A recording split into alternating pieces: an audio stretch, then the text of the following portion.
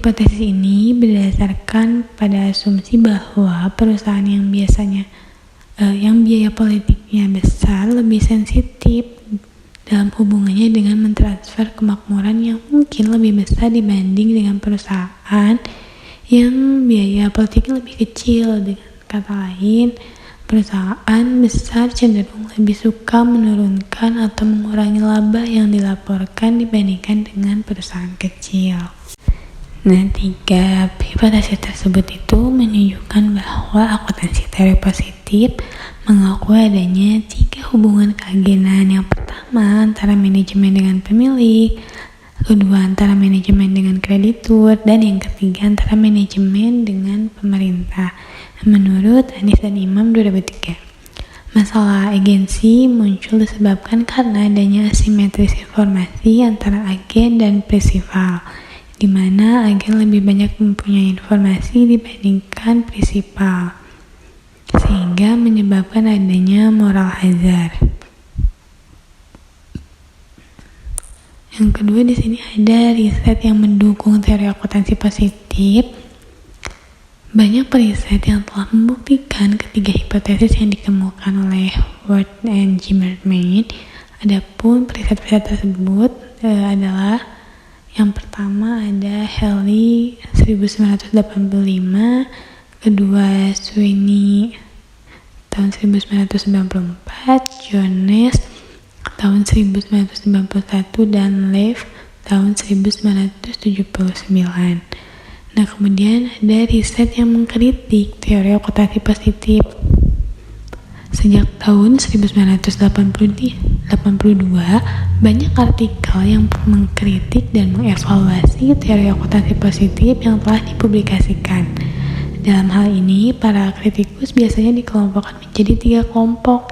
Yang pertama ada kritik tentang teknik atau metode penelitian, kedua kritik tentang filosofi, dan yang ketiga kritik tentang penelitian akuntansi yang didasarkan ekonomi. Yang pertama, kritik tentang teknik atau metode penelitian. Dalam hal ini dinyatakan bahwa tulisan tentang akuntansi positif yang sudah disurvei gagal untuk mendeskripsikan model dari multi-person atau manusia secara keseluruhan, sama untuk multi-period atau masa secara keseluruhan, dan lemah dalam kedua strategi, yaitu dalam pertimbangan dan pendekatan teori yang mungkin berguna dalam perkembangan teori formal. Masalah utama dengan semua kritik pada metodologi berdasarkan ilmu pengetahuan ekonomi adalah penggunaan ilmu-ilmu ekonomi neoklasik sebagai basis utama untuk memahami teori akuntansi. Para ekonom telah lama mengetahui bahwa mudah bagi para pembuat keputusan untuk menggunakan harga-harga keseimbangan, tetapi hanya jika ada alasan yang bagus untuk menganggap bahwa semua pasar adalah dalam keseimbangan. Pertanyaan yang terbuka adalah, apakah maksudnya menggunakan harga-harga keseimbangan ketika ada alasan yang mencakup untuk menganggap bahwa semua pasar jelas? Kritik yang ada adalah bahwa pengujian pasar menyebabkan mereka hanya mempunyai pengaruh yang sedikit dalam riset akuntansi. Kemudian yang kedua, kritik tentang filosofi lebih banyak didasarkan pada penekanan bahwa Watts and Zimmerman memberi batasan positif atau normatif. Watts and Zimmerman tidak bersandar pada filsafat argumen-argumen ilmu pengetahuan lainnya dalam tulisan pertama mereka untuk mendukung metodologi yang sedang mereka kembangkan. Watts and Zimmerman menganggap bahwa social world dan strukturnya dapat dipandang secara terpisah dari individu yang dipelajarinya. Hal ini tidak objektif karena tidak mungkin peneliti terpisah dari objek peneliti yang diteliti. Penelitian oleh Ward and Zimmerman sama dengan penelitian Chicago School Economic George Stigler dan Gary Becker tahun 1977. Para peneliti menjelaskan fenomena konsekuensi dari memaksimumkan utility atau profit, tidak langsung atau memaksimumkan kekayaan. Sementara mungkin dianggap sesuai oleh ekonom neoklasik yang beranggapan bahwa semua orang adalah pemaksimasi. Juga sama pentingnya untuk mengakui adanya keberatan terhadap asumsi tersebut.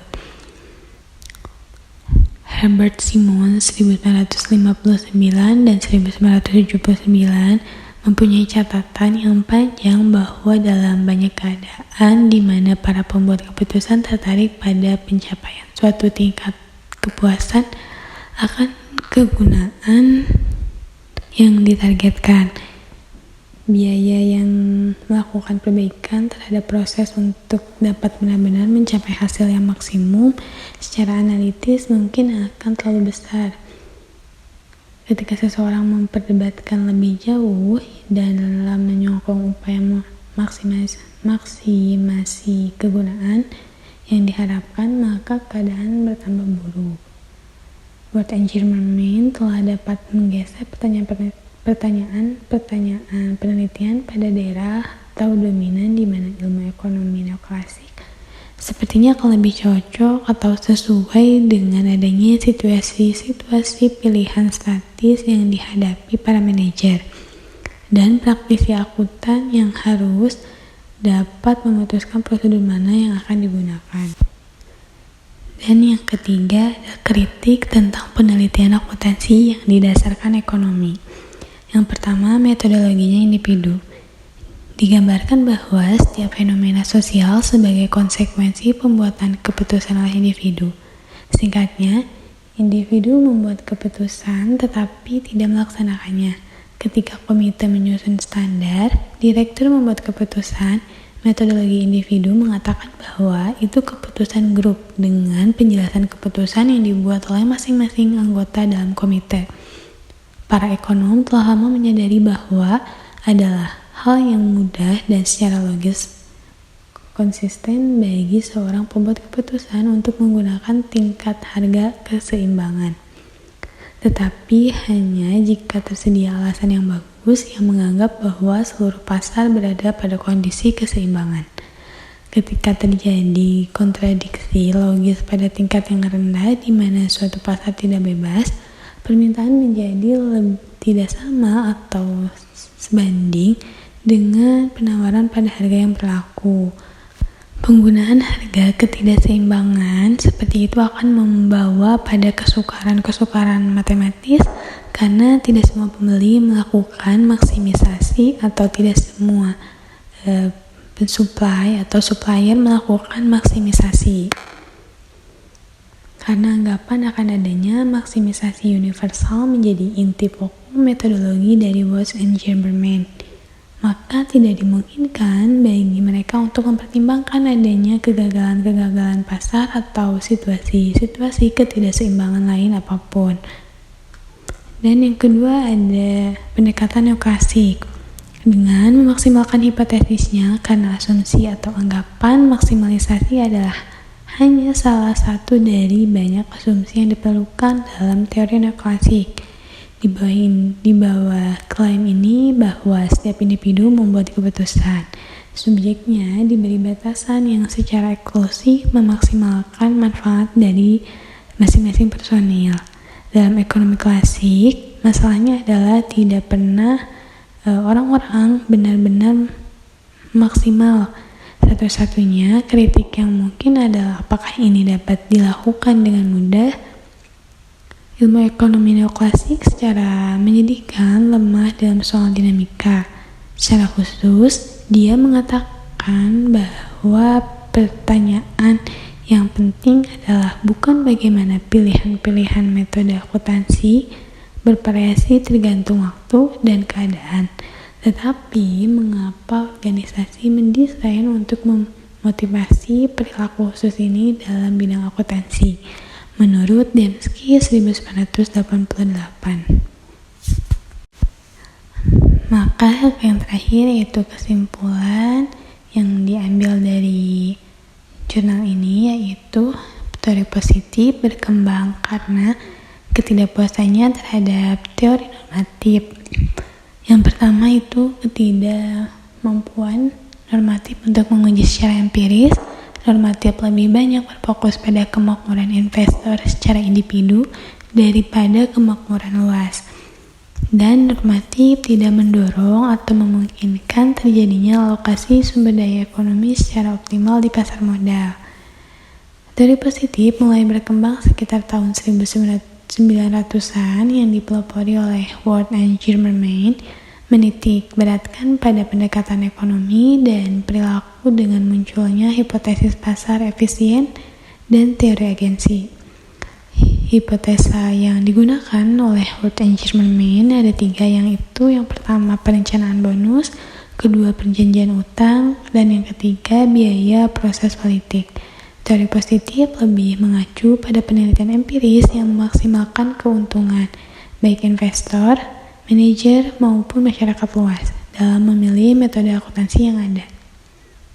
Teori positif ini dikritik oleh beberapa peneliti yang dapat dikelompokkan menjadi 3. Yang pertama tadi disebutkan ada kritik terhadap filosofi. Positif menganut bahwa peneliti berada di luar area penelitian serta memaksimalkan utilitinya. Hal ini tidak mungkin terjadi karena peneliti selalu berada pada area yang ditelitinya dan maksimalitas utility tidak mungkin dicapai hanya sebatas pada kepuasan. Kemudian yang kedua, kritik terhadap metodologi. Teori positif menganut pendekatan bahwa maksimalisasi keuntungan dapat diperoleh melalui harga keseimbangan pasar.